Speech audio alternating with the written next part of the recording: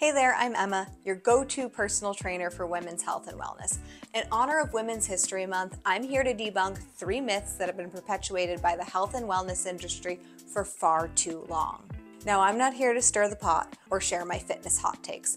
What I want to do with this video is simple. I want every woman in my community to be armed with the information about how our bodies work, how fat loss actually happens, and the science behind how you build muscle. In a world where we are bombarded with daily messages about how we should be shrinking ourselves, I want this video to be your knowledge-packed antidote. So grab a coffee or a matcha and let's get equipped to dodge the deceptive marketing tactics by the very industry that is supposed to be there to help us. Before we get into it, make sure to like this video and subscribe to my channel so you get future updates. Our first myth is a classic misconception that has deterred many women from lifting weights. The idea that lifting weights will turn or make you bulky. Now, spoiler alert, it's not that simple. Lifting weights alone will not make you bulky. It's more about your diet and overall training plan.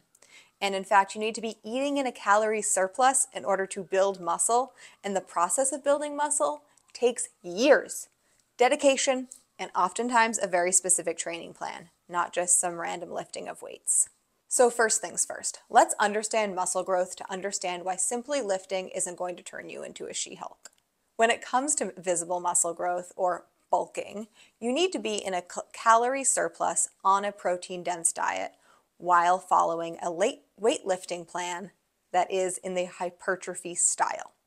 And that's because muscles grow when they are challenged, when they get tiny tears from resistance training, and then rebuilt back up with the help of a protein-dense diet. So let's tackle this misconception head on. Why do people think that this happens? Well, there are a few reasons. One, this misconception, I believe, stems from women who are already very lean. What will happen, and this actually happened to me when I first started lifting, is oftentimes these women have very low body fat. And they are on low-calorie diets. So when they start strength training, their appetites balloon. And because strength training helps to boost your metabolism, you are very hungry. And all of a sudden, they're eating more. And now they see some body mass growth. And this happened to me. I always ate like a bird, but I didn't eat healthily. I would eat whatever I wanted. And when I started lifting, I thought I could still eat junk because I've always been the kind of person who could eat what they wanted and stay skinny. But the reality was I was just on an incredibly low-calorie diet of junk food.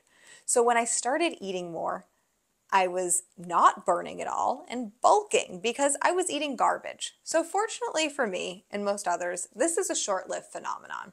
I learned how to eat healthier, whole foods, and immediately lost the bulk I'd put on.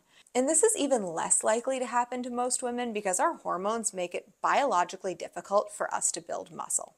Testosterone is the hormone responsible for substantial muscle growth, and we just have less of it than men. So even if you were to do the exact same workout program as a man, it is highly unlikely you would see massive muscle growth and that you would have that bulking unless you're really out eating your base calories. Now we can even look to the fitness industry itself to see how unlikely it is that you are going to bulk. Because if muscle building was easy or could happen by accident, the bodybuilding industry wouldn't be worth multiple billions of dollars. It's so difficult for anyone to put on significant muscle mass and bulk that even professional bodybuilders, whose entire job it is to build muscle, don't accidentally stumble into bulking through weightlifting.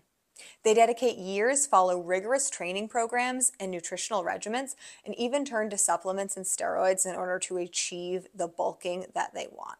So next time somebody tells you that weightlifting will make you accidentally bulky, try to remember the facts that it takes nutrition, a caloric surplus, and years of really specific dedicated programming in order to end up bulky. And usually people do it as a desired effect. So it's hard.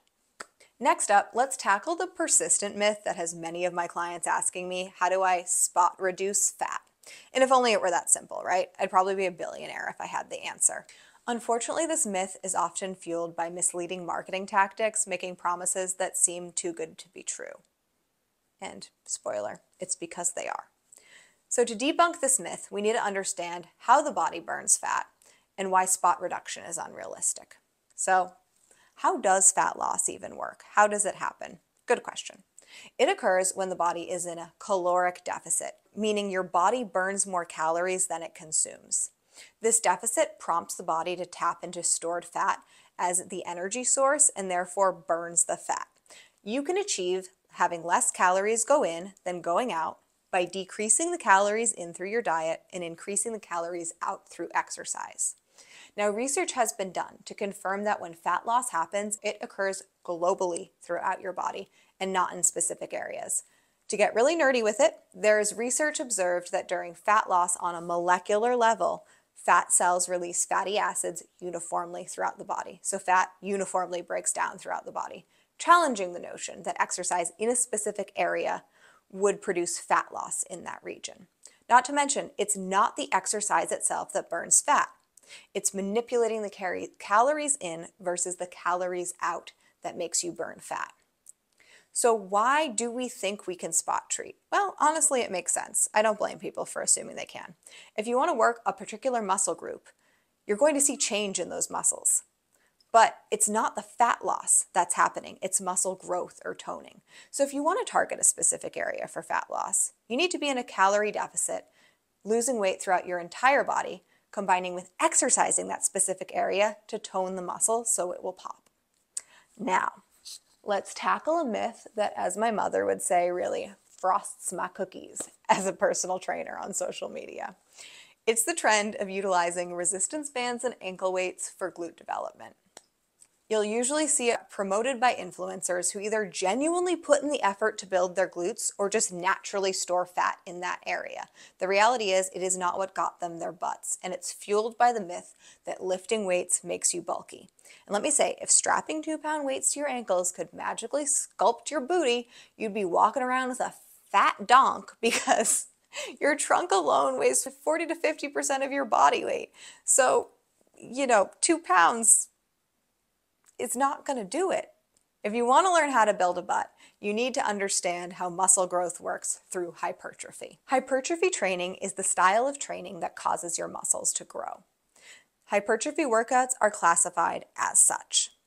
They involve exercises that are done in sets of 8 to 12 reps for 3 to 5 sets with 60 to 90 seconds of rest between sets and a rate of perceived exertion of 7 to 9. Now let's break that down because I know that probably didn't mean much.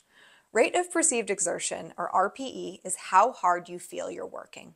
An RPE of 1 would be like walking and listening to a podcast, a stroll where you're not even talking. A 10 would be an all-out, full-effort sprint where at the end you fall to the ground because you have nothing left in you. Now in strength training, most work happens at the 5 to 9 range, and 7 to 9 would mean you worked really hard, but you still have 2 to 3 good reps left in the tank at the end. So you're working close to as hard as you could without compromising your form.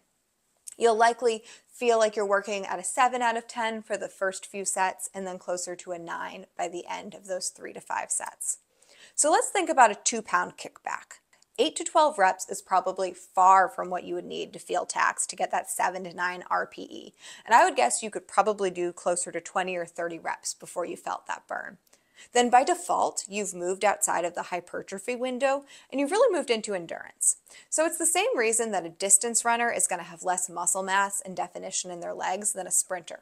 A sprinter is working for shorter, more intense distances that build muscle mass, and a distance runner is going to be building longer, lean muscle with better muscular endurance. In addition to that RPE and rep count, hypertrophy needs progressive overload to stimulate muscle growth. This means that the exact routine you do today will no longer grow muscle mass 3 months or 3 years down the road. You need to increase the resistance, which usually is done through increased weight or different exercise variations. So if you want to build your butt, you need to lift weights and challenge your body. An effective glute routine will involve exercises like the hip thrust, deadlift, squats, lunges, and kettlebell swings. Now, if you do want to use your bands or ankle weights, I'm not going to stop you, but use them as movement prep tools or accessory exercises. I always train my clients to prep their bodies for what's to come by doing a small version of a bigger exercise that you're going to do later on. So a resistance band glute bridge is a great way to warm up before a heavy hip thrust. You can also do an exercise like, say, a kickback as an accessory or secondary exercise after doing your heavy hip thrust and deadlift. And that's because your muscles are already fatigued from having done those heavier movements, and these will now become much more effective. So remember earlier how I talked about bulking and stressed the importance of nutrition, how you actually have to eat deliberately to get bigger? Well, growing glutes is a form of bulking. So you need to be at least eating your maintenance calories, meaning the same number of calories you burn, with a big focus on protein if you want to see glute growth. I have personally been focusing on my protein along with glute-focused exercises for about 2 months, and I am already seeing the results. So that's it. We've debunked 3 women's fitness myths with evidence-based information. Now remember, knowledge is power on your fitness journey. The more you know, the less likely you are to get duped into some sort of scheme or plan that seems too good to be true. And don't forget, you are not going to spot treat fat. No matter how many crunches you do, it's not going to burn belly fat. Bala bands and ankle weights are not going to build you a booty. You need to lift heavy. And lifting heavy is not going to make you bulky unless you try, unless you eat enough to put on the bulk. But lifting weights is just going to build lean muscle mass for you. So on that note, I will see you next week. Thank you so much for joining me. Don't forget to like this video and subscribe to my channel. Have a great day.